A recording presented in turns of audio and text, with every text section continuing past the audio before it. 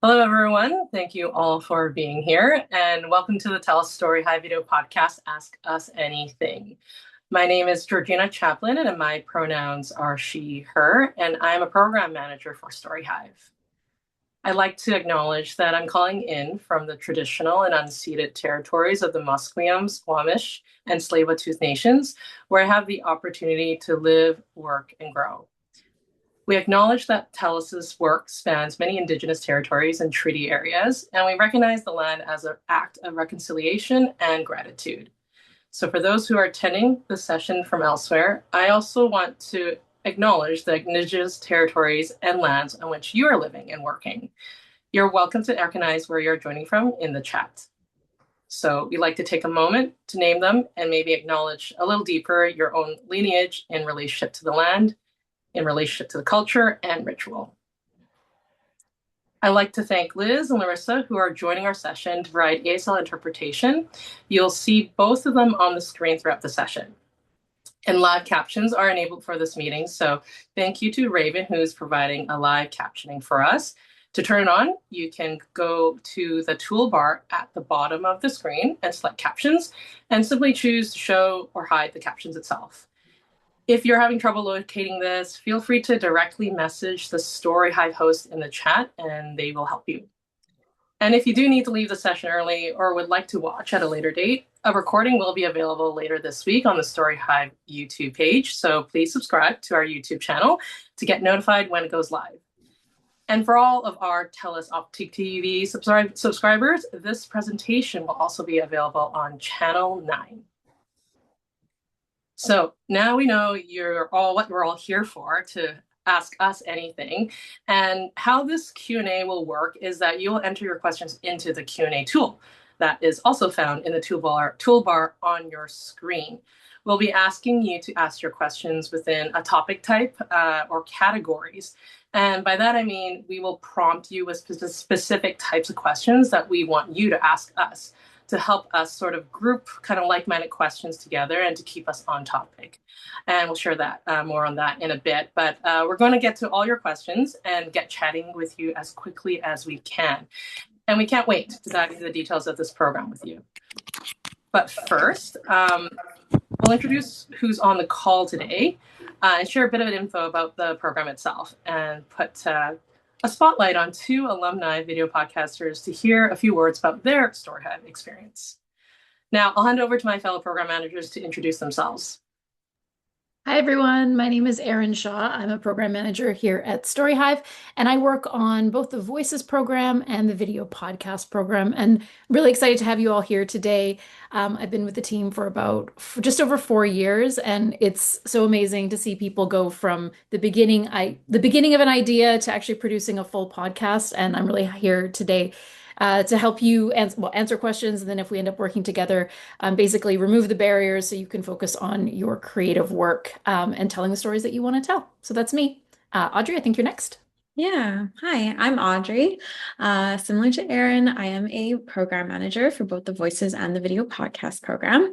I'm very excited to be here with you today as well. And it's really just so fun to help you guys bring your conversations onto our screens. So I really look forward to answering your questions. I also look forward to seeing your applications. If you haven't submitted already, I hope you're working on one. Thank you. Yeah, no worries. So now we're also joined by two content creators who produce projects with us at StoryHive, and they're joining us to share their experiences in the program. So from Vernon, I'd like to introduce storyteller and community-minded creator Sierra Carlisle, who's also the producer of the StoryHive video podcast, The Real Talk. Thank you for being here. Feel free to introduce yourself. Hey, I'm Sierra Carlisle and I am from Vernon. I produce The Real Talk. The Real Talk is all about telling stories of everyday people. You really don't know who people really are, and I believe everybody has a story to tell, and that is what I do. I get them in and let them express themselves and share the things that they've never had a platform to share before. So yeah, it's a lot of fun, and I've really loved my experience with StoryHive. It's amazing. That sounds really wholesome, Sierra. Joining us today from Medicine Hat is Dalton Airy. He's the service supervisor for Ready Enterprises Society and the producer of the StoryHive video podcast, Adapting. Thanks for joining us. Feel free to introduce yourself. Thanks. Like she said, my name is Dalton Neary. I'm from Medicine Hat, Alberta.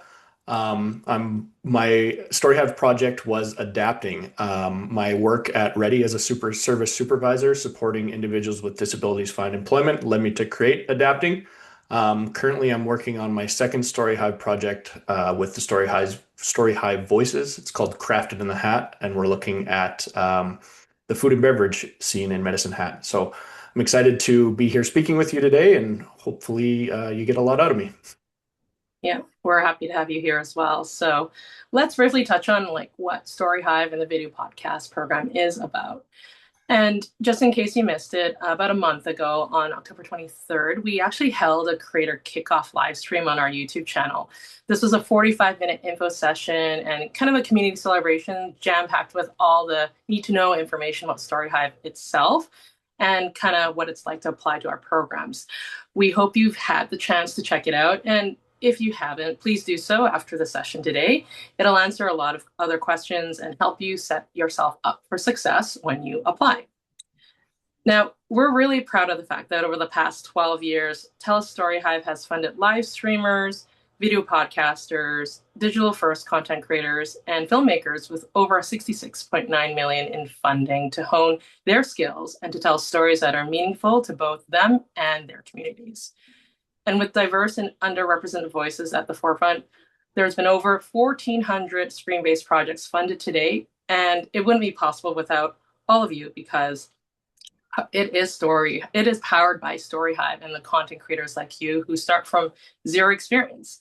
It is where many creators have made their way with their first video project with us as well. Now, the funding of local content and the creation of these programs is made possible by our TELUS customers. So we really want to thank them for helping us support local and emerging content creators. And as a StoryHive content creator, you will have access to the Canadian broadcasting system. The content you develop through StoryHive programs will be showcased to over 1 million TELUS Optic TV viewers across BC and Alberta. And your content will be featured on a primary spot on the Optic TV guide, StoryHive's Channel 9. And your content is also going to be featured on a variety of other channels listed on this slide. Other places to view our content also include the Stream Plus platform and StoryHive's YouTube channel. So we'll drop a link in the chat for you to check out later. Now I'll pass it over to Audrey to share more. So now what you're all here for. So what is so cool about our video podcast program is that our community loves it too. It's our newest program going into only its third year, and yet it receives our highest volume of applications. So clearly we have some podcasters among us. I'm hoping some of you guys here today, and we are so excited to bring the program back to all of you. So here's what it's all about. In StoryHive Video Podcast, you will create an 8-episode video podcast on a topic that you and your community are passionate about. The program offers $10,000 grants, 3 customized online training modules, including support from JAR Podcast Solutions, a community of support, a dedicated program manager, and this is a 9-month program. There's no experience required, so if you've never picked up a camera before, this is for you too. And you have from now until December 11th of 2025 to apply. That's great. Put that on your calendar, December 11th, last day to apply. So let's dive a bit deeper and just get a sense of our special guests and their projects and what their experiences were in the program. Sarah, would you like to share your experience of what it was to put together the Real Talk? Yeah, absolutely. I actually had the Real Talk before I applied for StoryHive. So you are allowed to have projects beforehand, which is really cool. And StoryHive, is really good at advertising. And I kept on getting these ads popping up that was like, apply for StoryHive. And I finally did. And I wasn't expecting to get anything. And then I got the email and I cried because I was not expecting to be chosen for my first round.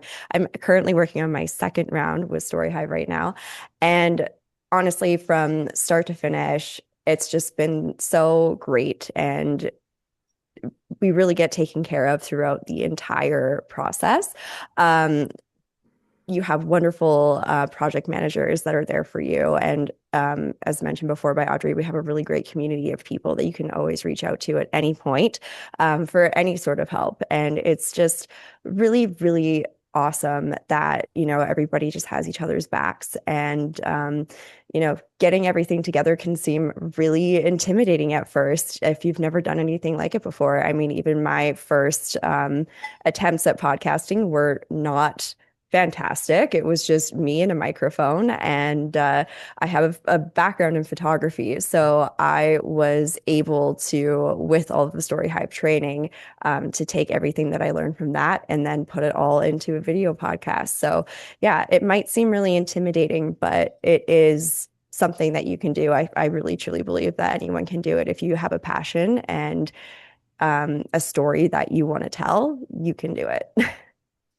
Oh, thanks so much for those kind words, Sierra. That was a really sweet kind of a moment that you shared there as well. Thanks. Now, Dalton, can you tell us a bit about your experience as well? For sure. Adapting was created by myself and one of the co-hosts, Robin, who is also a coworker with me at Ready.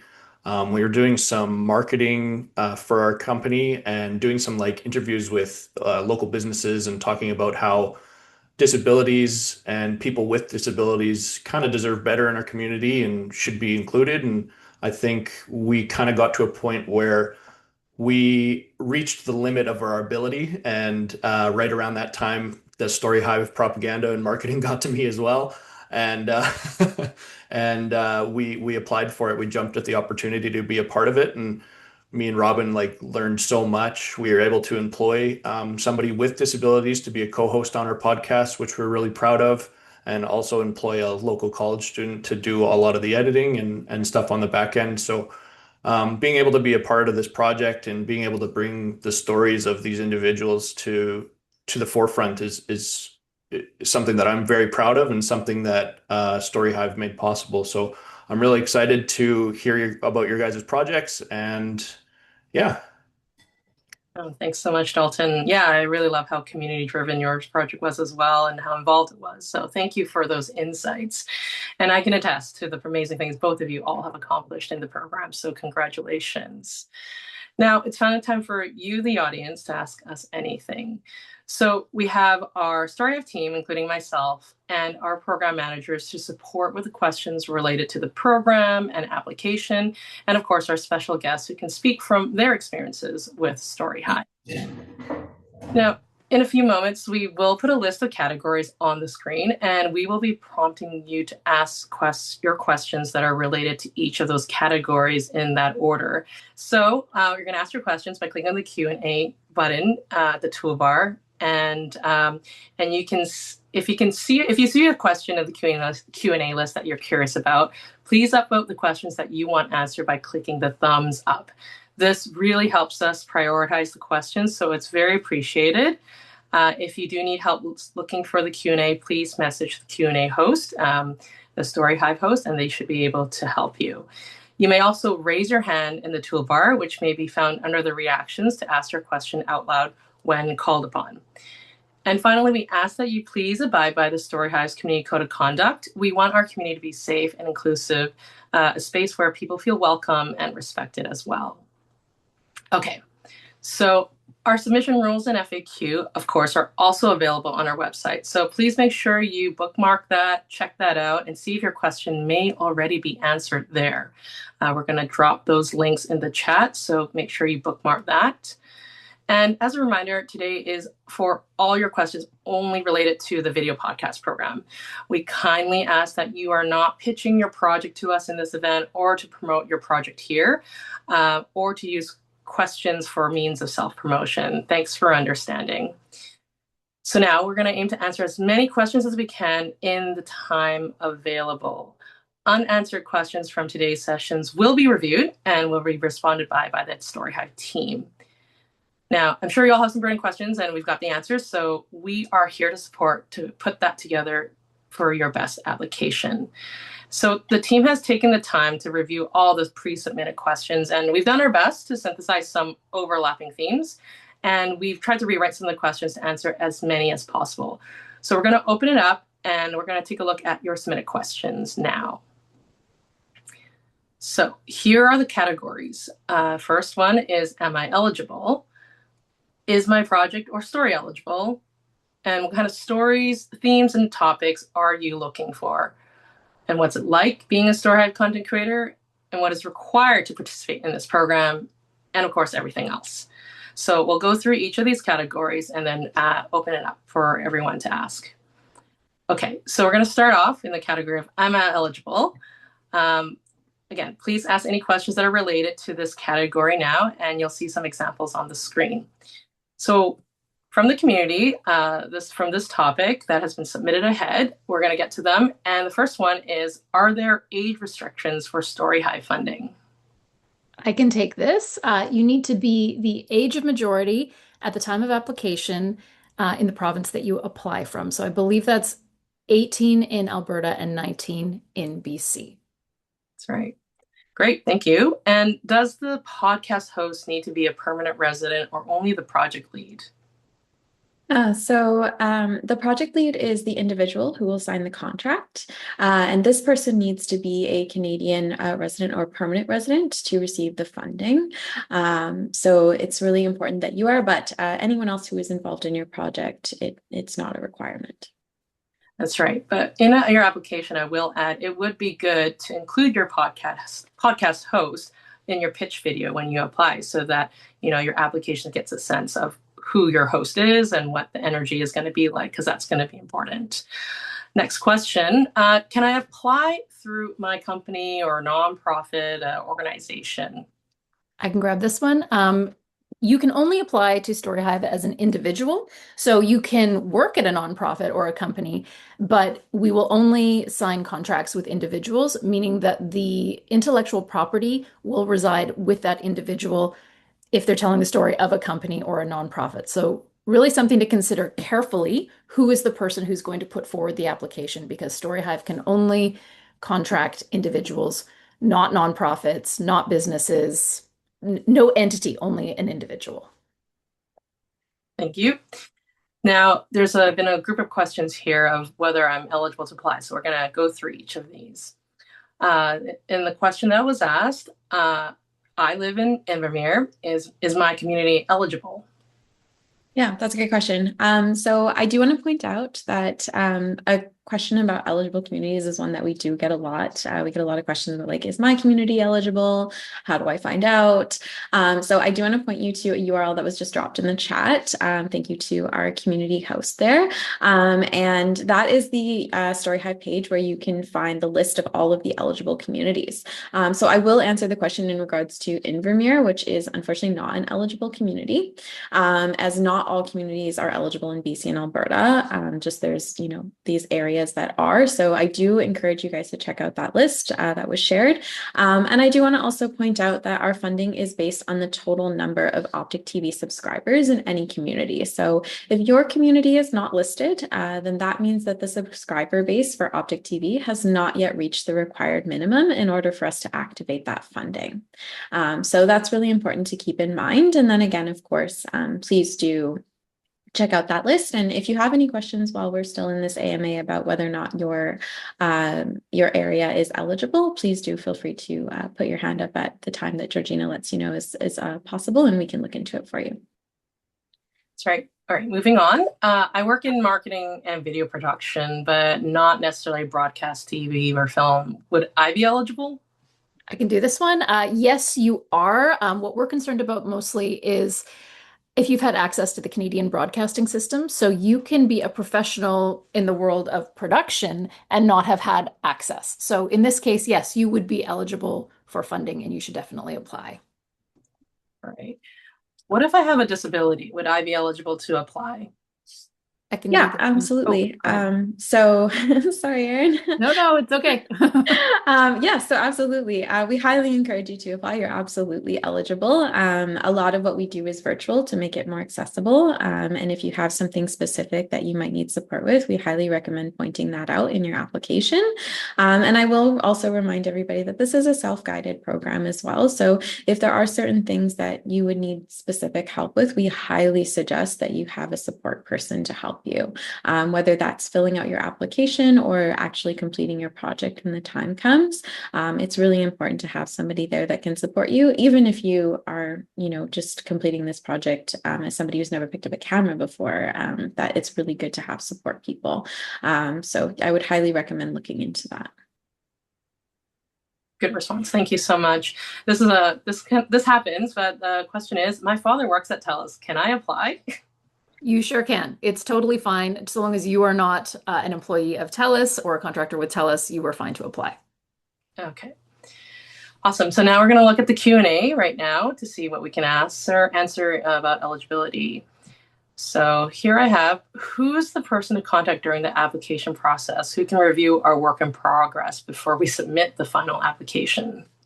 We're not really able to give ongoing feedback. It wouldn't be fair to everyone. So if you have a generalized question, you can email us, but we're not able to give specific feedback on an application. Great. Okay. Is StoryHive looking for funding just an 8-episode series, or looking for a series that can continue, but funding is just for the first 8 episodes as like a pilot program? Great question. Yeah. Honestly, both. If you have a podcast that can continue on, that's fantastic. StoryHive can either be a part of that continuing journey should you decide to include us, or at the very least, we can help you just kickstart whatever that ongoing podcast might be. Funding is great for both. And then at the same time, if you have, sort of like a mini series that's a podcast, that's also definitely eligible. And we're very interested in seeing those applications as well. We're going to answer one more before we move to the next bucket of category of questions. Does one have to have a team, or can you be a solo creator? I can take this. We recommend content creation is best in a team. We all need support. You can definitely apply without a team in place. But it's best to have other people around. You won't be disqualified or anything like that, but I think making plans for how you're going to be supported, because it is a long journey and there are a lot of different skill sets, even if it's just volunteers. I think it's just something you want to consider, but you can definitely apply. In fact, you only apply as an individual. But we do recommend that you have a team, or at least 1 or 2 people supporting you. I agree. Life happens. It's good to have support.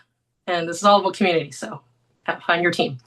All right, we're going to move on to the next category, which is going to be, is my project or story eligible? So this is the chance to now ask questions around this concept, and you'll see some examples on the screen as well. So can we apply if we have an existing video audio podcast? Yes, actually, I think Sierra kind of answered this for us a little bit earlier. But yes, you absolutely can. I do want to keep in mind that your episodes that you create for StoryHive have to be new. So you can't be bringing in old content as part of, this program. But if you already have something that's ongoing and you want to continue it and you'd like to elevate that, show us how you think StoryHive can help. We want to see that in your application. Just keeping in mind that an emerging content creator is somebody who has not had access to the Canadian broadcasting system. So as long as you're not somebody who has a podcast that exists on another platform, then that's absolutely fine. Awesome. That's right. Okay, so what is StoryHive defining as an emerging content creator? Can you elaborate on that, Erin? Yeah, well, I mean, I think there are different ways. Like, having access to the Canadian broadcasting system, we just say, like, not in the last 5-ish years. If you have had access in the last 5-ish years, we're going to call you a professional. It's not a hard line, though. Maybe you've done like a few university projects or student projects, or you're a professional in your field, but you've never gotten into the broadcasting system. That's what we're going to call an emerging creator. That's right. And can I start recording before the program actually begins? Okay, I'm going to say no, because we have training that you go through. And as Audrey mentioned, we also, of course, want to have only new episodes that are delivered to StoryHive. That's actually a condition of our license. This money is meant to be spent on new content.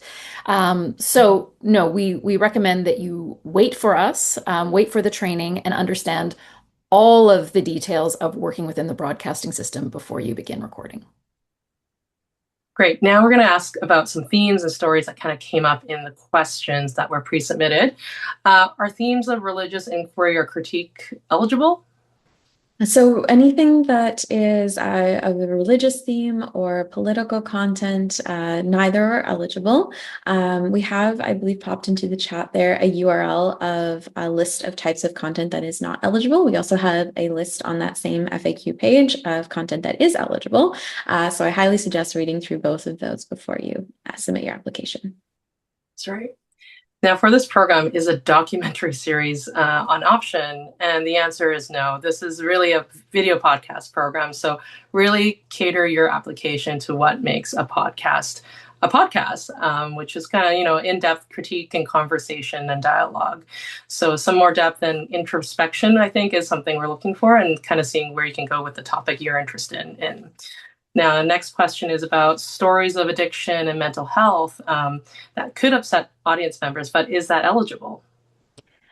Well, this is all broadcast on our community channel, TELUS Optic TV. And so because of that, we require that the content that you submit to StoryHive be G or PG rated at the highest.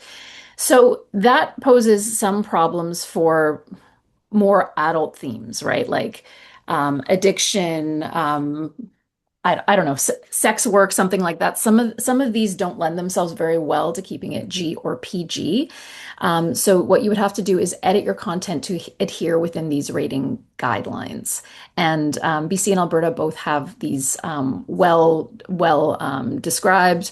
And we can help guide you on that kind of stuff. We have specific regulations about what you can show and what you can't show within G or PG. So I think it's something to consider when you have a more adult topic, right? It has to be G or PG. And when we think about that, we think of like, if a 6-year-old was sitting on the couch and saw this, would they ask a question to their parent that the parent would feel okay answering?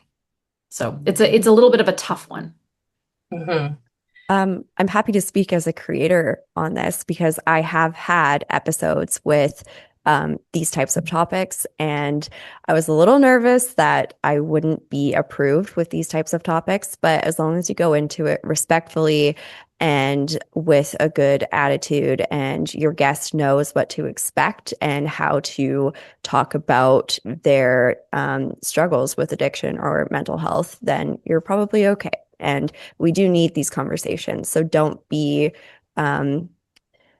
held back because of these requirements. You can tell your story by and still keep a G or PG rating. All right. Thank you, Sierra. Definitely. Dalton, I know you also work with different groups of people as well. Do you have anything to top up to Sierra's comment as well? No? Okay, great. Oh, you do. Yeah, sorry. All right. So another question that's come up, which I thought was a really good one, was around the video podcast format versus another format. So this question asked, what if I have stories of like musical content aimed at inspiring youth musicians, singers, songwriters, and their experiences behind the scenes? And I would say this story could lend more to a more visual experience, and that would actually be a better candidate, I would say, for our Voices program, which you can keep an eye out for because that will be open up for submissions in January, I believe. So keep an eye out for that and attend to that Q&A when we get there. Another question here is about being a part of a nonprofit organization and whether they could, they've had weekly seminars already, but like, can they turn these discussion points into a fit for a podcast series? And what would it take to be able to apply? And I know we touched about that earlier in regards to applying as a nonprofit and you needing to be an individual to be eligible. So definitely in terms of content, that is okay. Formulate it in a way in your pitch that makes sense into a podcast episodic series. I think that's going to be the most crucial part of that application. Okay, I'm going to look into the Q&A right now for any questions around this area. And let's see. All right. Okay, a question came here through. Is there a preferred topic you're interested in, and how are candidates selected? Yeah, I think I can answer that one. Erin, if you want to top up afterwards, let me know. But there's no ideal topic. I think we get this question a lot. I think there's this idea of like this golden nugget topic. I promise it doesn't exist. We really want to know what you're passionate about. We want to know, what's important to your community, what's locally reflective in your area. And we just really want to see your heart come through. We're always looking for things that are maybe things we haven't seen before. So I always suggest checking out like our YouTube page or TELUS Optic TV if you have it, to make sure that you're looking at the content that already exists, to see are you adding something new to the mix? Are you creating something we've never seen before? We always love to see something more creative. And there's a second part to that question, Georgina. Can you repeat it for me? Actually, that part we're going to answer at a later bit. Actually, it's in regards to what makes kind of a successful kind of our selection process, essentially. So we'll dive into that a bit later. I just want to recognize that, Nigel, you have your hand up. Would you like to come to Mike with your question?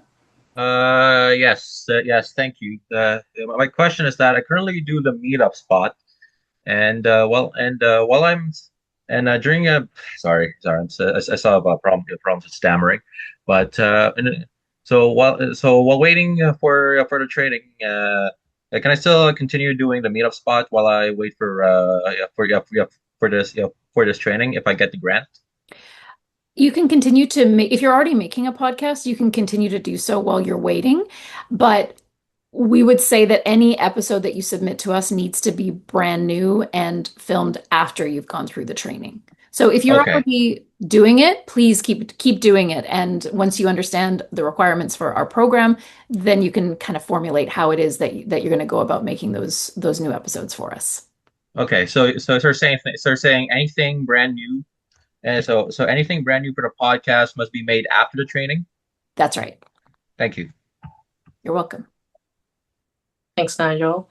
Okay, I'm just being mindful of time. We have quite a few more questions, so I'm going to move us to the next area of questions. So question area is, what kinds of stories and themes and topics are we looking for? We have some questions again from the community, so let's get started with this. Yeah, what stories, themes, and topics is StoryHive most interested in? I think Audrey got that one already. Yeah, I think we did kind of answer, but yeah, I think to drive the point, because like I said, we do get that a lot. We want your projects to be locally relevant. We want them to be fresh. We want them to be, unique. Like I said, it's really helpful to review what already exists. Are you adding something new to the mix? We want your project to stand out. You probably do too. And then I would also say that many people are very ambitious about big topics. I think it's really important to be realistic. I would say that is probably more important than the exact theme or topic. We want to know that what you're applying with, you can do. We know what your budget's going to be. You know what your time constraints are going to be going into this program. Show us that you can do it. And remember your audience. Who are you sharing your story with? That should shine through too. It's not just about you and the project that you're creating. It's about who you're giving it to at the end. Great, thank you. So what are some of the most common pitfall areas that we see in the applications?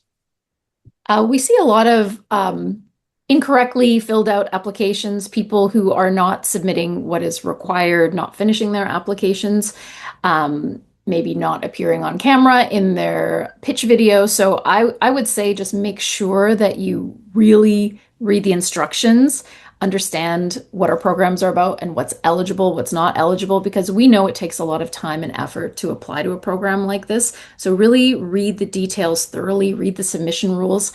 And when it comes to your video that you're going to make, speak from the heart. It doesn't need to be perfect. We just want to hear why you want to make this podcast right now and why you're the right person for it. We don't worry about being perfect. We just really want to have like a conversation with you, even though it's one way through a video. We want to get a sense of why do you care about this, and just be authentic. Sorry to overuse that word, but just be yourself and tell us why.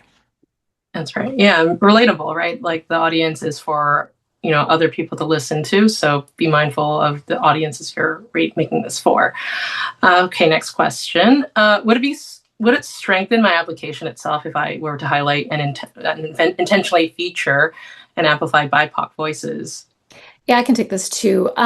We are always looking to highlight racialized or marginalized groups in the content that we fund, whether it's 2S LGBTQ communities or racialized groups, basically people who have not had access traditionally to the Canadian broadcasting system. But we also want to ensure that this is done very intentionally and that you're very clear on how you will work with communities respectfully to ensure that they are the ones telling their own stories. We want you to come from a place of truly wanting to showcase these people and these stories, and not just so that you have a BIPOC topic or a BIPOC person in your application. So really think about that when you do apply. Great. Thanks for pointing that out, Erin. Okay, so how does the community-based selection process work? Can we elaborate on that, Audrey? Yeah, absolutely. So I think it's important to keep in mind that there are multiple rounds of review of all of these applications. Many people see them. So there are moderation and selection committees with internal and external members and community advisory boards. I also think it's important to remember that ultimately the community decides on these projects. So people from your communities are going to say, this is relevant, this is important, this is what we're seeing. They give a lot of their feedback, and ultimately those are the decisions that are made. And they look for local relevancy. They look for, like I said, realism. So how doable is your idea? How unique and focused your idea is? Are you seeming a little bit scattered, a little bit all over the place? Do you feel like you've kind of nailed down what exactly it is that you want to do? And ultimately, is there an audience for this project? We rely on the community to tell us, yes, this is something that they're interested in and they want to watch. And so that's something really big that we look for as well. Thanks. So there's some topics here that I'm just going to list out, and I just want to get a sense from the Startup team, like, are these eligible, or is this what we're looking for? So topics, of course, that have already been covered in other video podcast programs previously: Black stories and voices, modern fatherhood and supporting dads navigating their own challenges, or experts in health longevity and aging well. Yeah, these are all great topics for the video podcast program. A few years ago, we had a Black Creators Editions program, so not within video podcast. Editions tends to be kind of like an open call for submissions. We don't have themes right now, so all of these would be welcome in any of our applications at this point. And they're all good topics, and it's what you bring, what you bring to the table that makes it special and stand out. I would just add on to that as well, keeping in mind when you're talking about something like health or, fatherhood, maybe those are the types of topics where you want to be enlisting experts. So that would be, yes, we are looking for those topics. Those topics are fabulous. Please apply, but make sure that you're also enlisting the right people for your project. Great, thank you. So we're going to open it up to the Q&A area. I see that Charlene has your hand up. Charlene, would you like to come to the mic?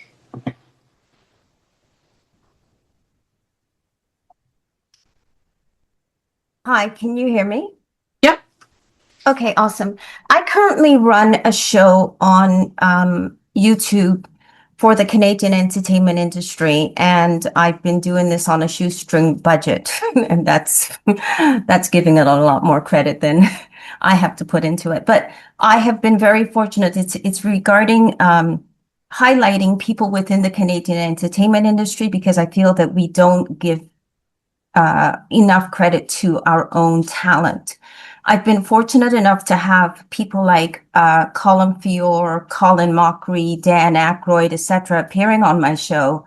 And I am looking to expand this, but I don't host the show. I have other talent within the industry who are interested in journalism, basically hosting it. So I gather all of the guests and I produce the show in the back end. I'm trying to do the marketing, blah, blah, blah. And I'm just wondering, number one, I'm not the host of the show.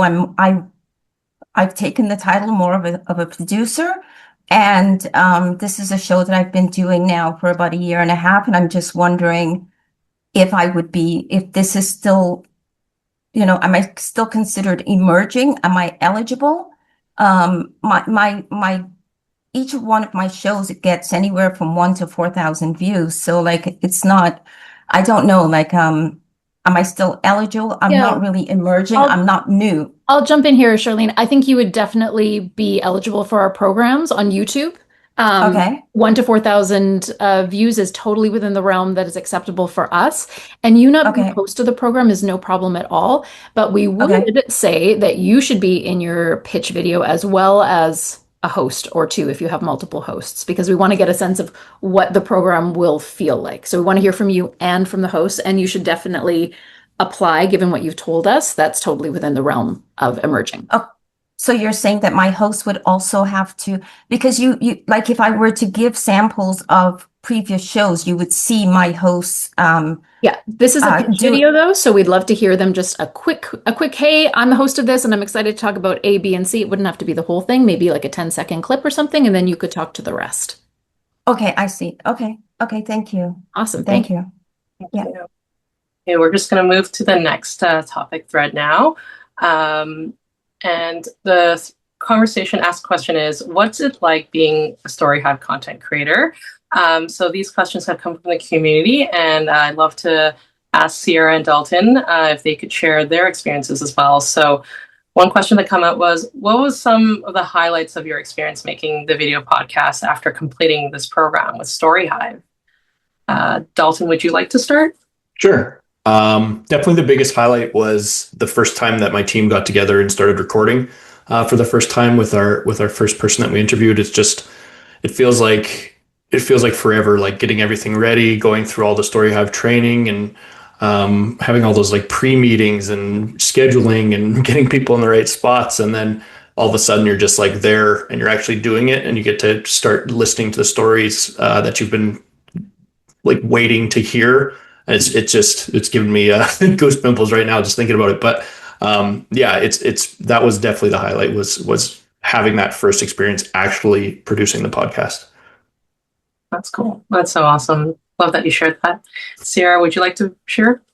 Yeah, of course. So I actually have done both of my seasons with StoryHive on my own. I am a self-employed person as well, and I like to work as a lone wolf, and taking on StoryHive on my own was a really big task, but I am a very goal-oriented person, and I knew I could do it. There might be some struggles along the way, but I knew I could do it. So honestly, completing it on my own without having to hire any external editors or anyone to come in to help with video, anything like that, was like such an awesome feeling of accomplishment.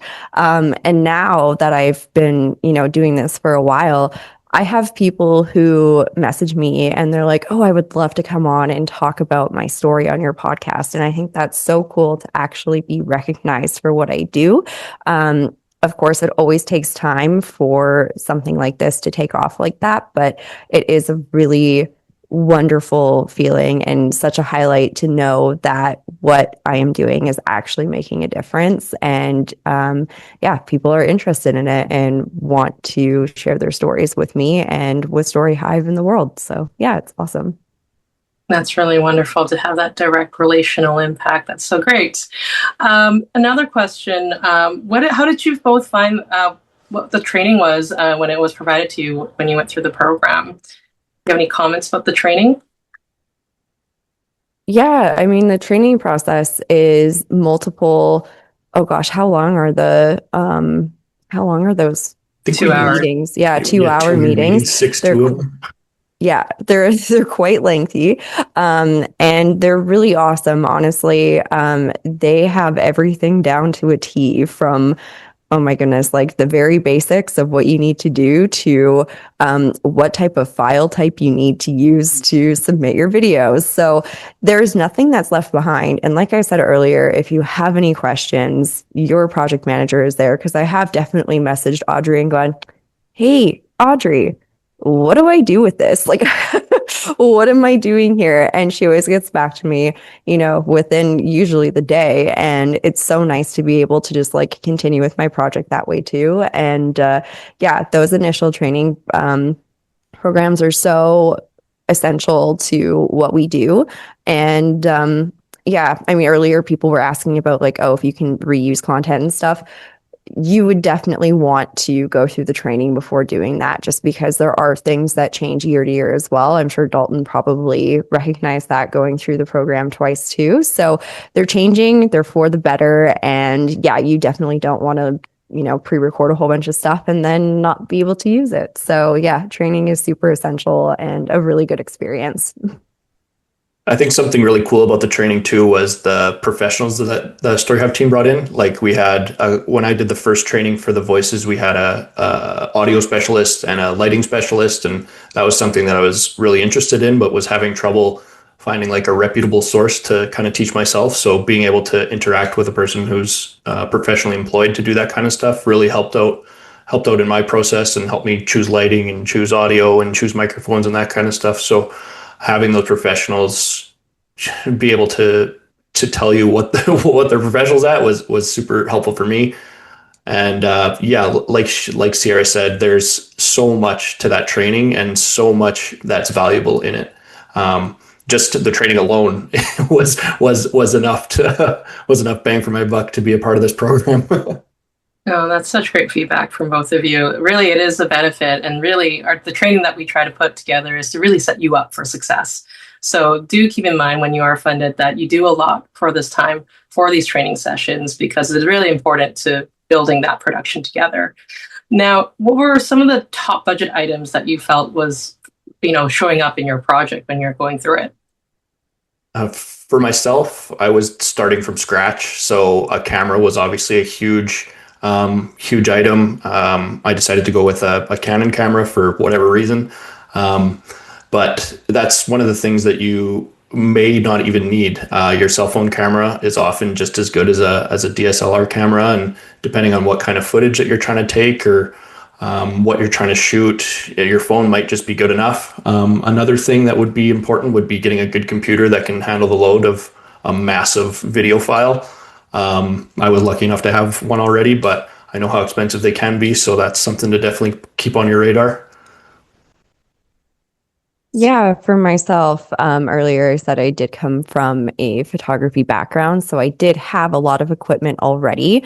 And sure, you can use your phone camera and everything, but being the type A person and the goal-getter that I am, I wanted to produce basically a TV show. So I chose to use all DSLRs. I even purchased a almost $4,000 DSLR with my funding this current round of StoryHive to use as one of my camera views. So I have a 3-camera setup. And as Dalton mentioned, those video files are massive. You're going to need to get a whole bunch of things that you've probably never thought about before. Like my new camera takes $200 memory cards. So expensive. And you're going to want to get a couple external hard drives. Being a photographer, I had strobe lighting. I didn't have continuous lighting, so I had to purchase, it's being used right now, a continuous light with a big, huge softbox on it. There's always going to be something that you will probably have to purchase. About 2 hours before recording for this season, I realized I didn't have a third tripod, so I had to run to Walmart, run back, set up this tripod, and get everything ready in a very quick amount of time. But there's also things like, what are you going to use to actually capture your sound? So I have, even right beside me, can I even show you guys, a Zoom pod track. These guys are really awesome. And the headphones and the mic stand. Like there's all these little things that you're going to want to allot the money for. So when you're doing your application and the budget and stuff, don't be shy about how much you are going to have to spend on equipment if you don't have any, because there is a lot, and that is what the funding is for, is to get you going off the ground. So yeah, use that funding for good. That's right. Thanks for pointing out the budget in the application process. It's a really great way to get a sense of, if this is your first time working on a video production, a sense of where that funding can end up going. And, I just want to point out that this budget doesn't have to be, something exact at the end. If you do get funded, it doesn't have to match one for one, because things change, just as Sierra says, like you might forget that tripod or whatever else. So just do your best in what you believe is the best budget for what you believe at the time in your application, and it will be a good way to reflect on that. So in the interest of time, I do see a lot of hands up. I'm just going to jump right ahead. I know, Paul, your hand was up first. So would you like to come to Mike? Yeah, hi. So I'm already an independent podcaster right now. I just started in this year, and I'm I'm doing most of my interviews over internet, virtual.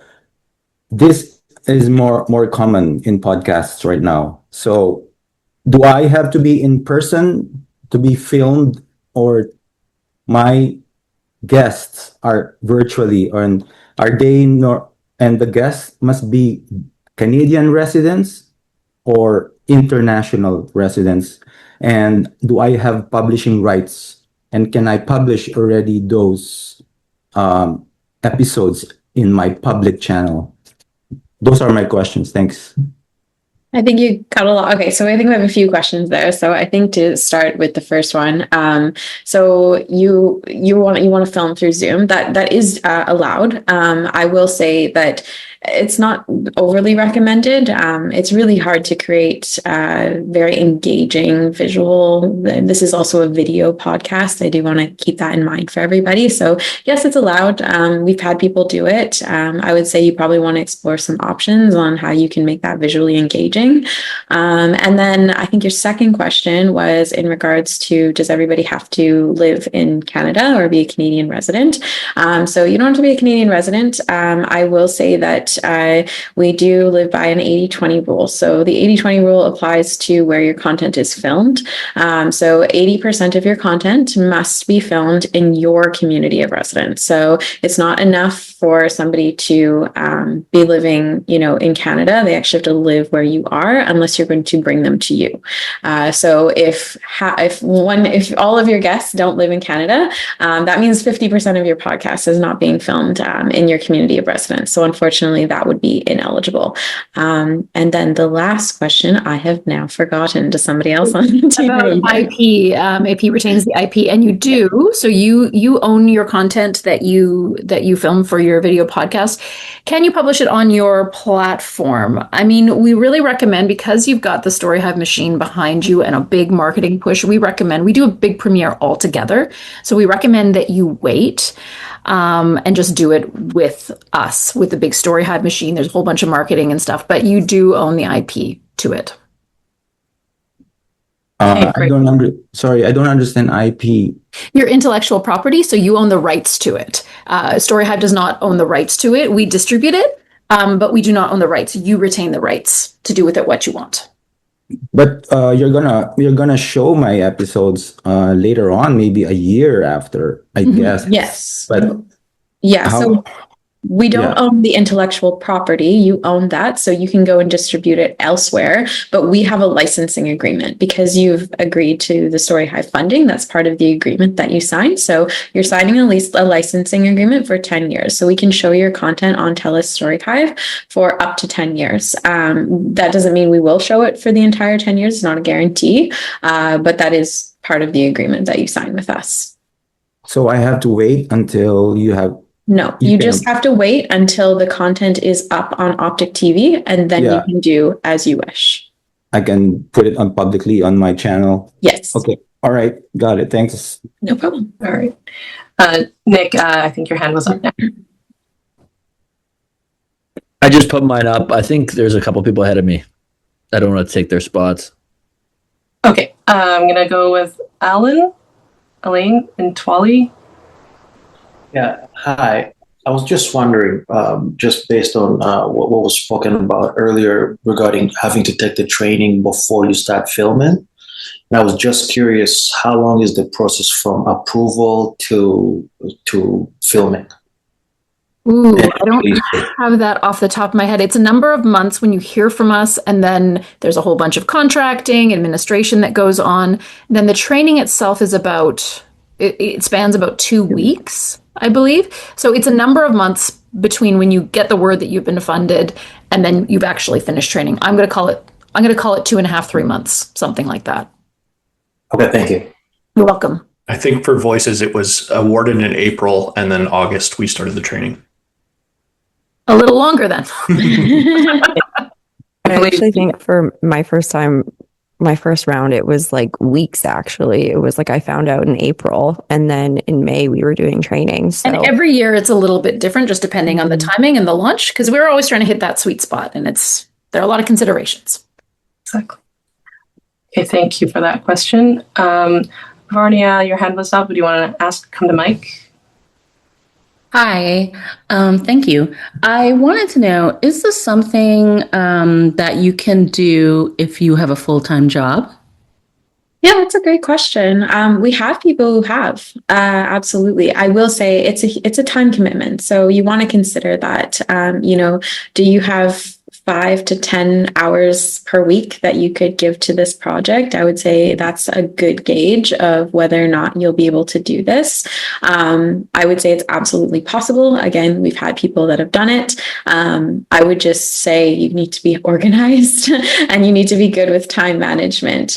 Those are two skills that I think are very important regardless of how you participate in a StoryHive program. Be organized, know your timelines, and a lot of those things are laid out for you already on the website. You can see how long the program is, you can see the training dates, you can see what's required of you. And if you have any questions about, time constraints or things like that you're seeing in the application, you can always reach out to us.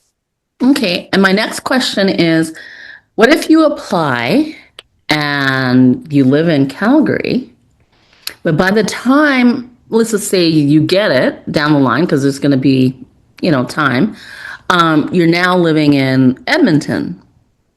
Yes. It hasn't happened before. It's administratively a little bit of it's a tough one. I don't know if we have I think we would take it on a case-by-case basis. I mean, when you apply, if this is something that you are anticipating, I would note it in your application. Okay. And then we can talk to you more specifically about timeline. So if you are awarded funding, it comes from the correct bucket because we have different amounts of money that we can give away in different places. Okay. So just be transparent about that. And I think there's probably a way. Okay. And I think that's the only things I wanted to ask. Thank you very much. Thank you. Okay, I'm going to go with one more and then we're going to move to the last topic.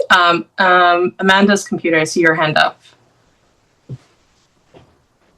Hi, yes, there's two of us here, but I'm going to repeat a question we had in the Q&A section.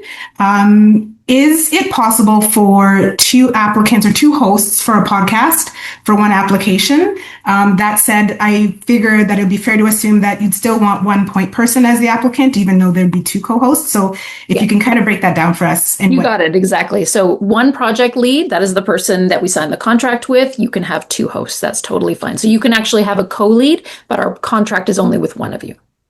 Understood. Thank you. Thanks. Actually, I do have a quick follow-up question. Can one person put in, not two applications, but in the case where I have an idea and then I have a second idea with a co-host, is it possible for me to go both streams, or would you prefer to just have one application per one person? One application per person. So in one case, I would have you submit the application and have your co-host submit the other one. Okay, well, I know time is running short here, so I want to remind everyone, if you do have a question, do submit it into the Q&A tool option, and we will get back to you as soon as we can in regards to that. We do have to move along. This was a really, lots of great questions that have come up. I just want to be mindful that of our time and everyone's time as well. So we'd like to kind of wrap things up and want to thank everyone for joining. And if you have, again, more questions, you're welcome to join us actually on Reddit on November 25th and check back on our FAQs for more answers on some of the questions that you have yet to ask or are submitting right now and have submitted. Or you can also email us at storyhive@telus.com.